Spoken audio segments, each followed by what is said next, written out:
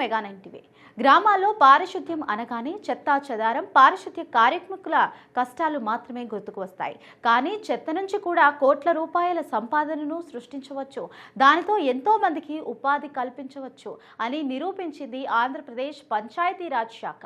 పర్యావరణ పరిరక్షణ లక్ష్యంగా ప్రారంభించిన స్వచ్ఛ రథం కార్యక్రమం ఇప్పుడు ఒక చారిత్రాత్మక మైలురాయిని చేరుకుంది. తాజాగా స్వచ్ఛ రథం వాహనాల ద్వారా ఏకంగా 1 కోటి కేజీల పొడి వ్యర్థాలను సేకరించి ఏపీ ప్రభుత్వం రికార్డు సృష్టించింది.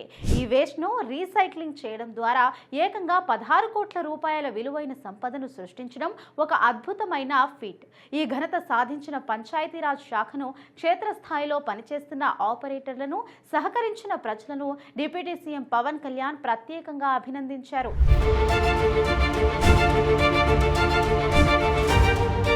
ఆంధ్రప్రదేశ్ పంచాయతీరాజ్ శాఖ ఆధ్వర్యంలో అమలవుతున్న స్వచ్ఛ రథం కార్యక్రమం 1 కోటి కేజీల పొడి వ్యర్థాల సేకరణను విజయవంతంగా పూర్తి చేసింది. ఇది మామూలు విషయం కాదు. దాదాపు 16 కోట్ల రూపాయల విలువైన డ్రై వేస్ట్ రీసైక్లింగ్ చేసి చెత్త నుండి సంపద సృష్టి ద్వారా రాష్ట్ర ఆర్థిక వ్యవస్థకు గణనీయమైన బలాన్ని చేకూర్చింది. ఇది నిజంగా అద్భుతమైన విజయం. గత ఏడాది జూలై 10న గుంటూరు జిల్లాలోని లాల్పురంలో స్వచ్ఛ రథం కార్యక్రమం మొదలైంది. దాని వెనుక ఉన్న ఆలోచన చాలా వినూత్నమైంది. అసలు ఈ స్వచ్ఛ రథం కార్యక్రమం వెనుక ఉన్న అసలైన ప్లాన్ ఏంటి అంటే ప్రజల్లో అవగాహన పెంచడం. ఇంట్లోనే తడి పొడి వ్యర్థాలను వేరు చేయాలని ప్రభుత్వాలు ఎంతో మొత్తుకున్నా ప్రజలు అంతగా పట్టించుకోలేదు. అందుకే అధికారులు ఒక వినూత్న ఆలోచన చేశారు. మీరు పొడి చెత్తను అంటే ప్లాస్టిక్, అట్టపెట్టెలు, బాటిల్స్ వేరు చేసి ఇస్తే దానికి బదులుగా నిత్యావసరాల వస్తువులు ఇస్తామని ప్రకటించారు.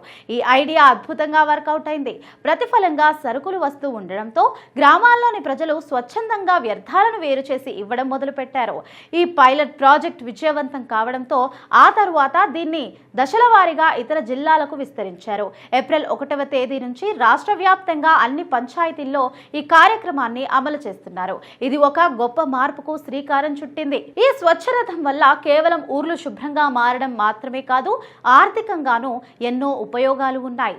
సేకరించిన పొడి చెత్తను స్థానికంగా ఉండే రీసైక్లింగ్ యూనిట్లకు పంపడం ద్వారా వ్యర్థాల సేకరణ, వర్గీకరణ, రీసైక్లింగ్ ప్రక్రియల్లో ఎంతో మందికి ప్రత్యక్షంగా, పరోక్షంగా పనులు దొరికాయి.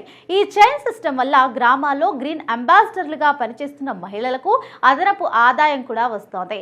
అంతేకాదు, రీసైకిల్ చేయదగిన వస్తువులన్నీ ముందే వేరు చేయడం వల్ల ఊరి బయట ఉండే డంపింగ్ యార్డులకు వెళ్లే వ్యర్థాల పరిణామం భారీగా తగ్గిపోయింది. ఇది పర్యావరణానికి చాలా మంచిది. భూగర్భ జలాలు కలుషితం కాకుండా ఈ కార్యక్రమం ఎంతగానో కాపాడుతోంది.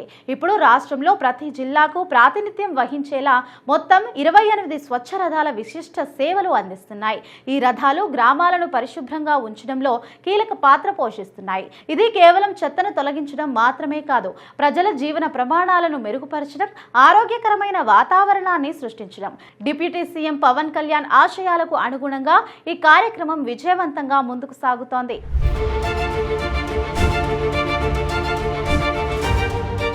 ఆంధ్రప్రదేశ్ పంచాయతీరాజ్ శాఖ చేపట్టిన ఈ కార్యక్రమం గ్రామీణ వ్యర్థాల నిర్వహణలో దేశానికే ఆదర్శంగా నిలిచిందని చెప్పడంలో అసలు ఎటువంటి సందేహమూ లేదు.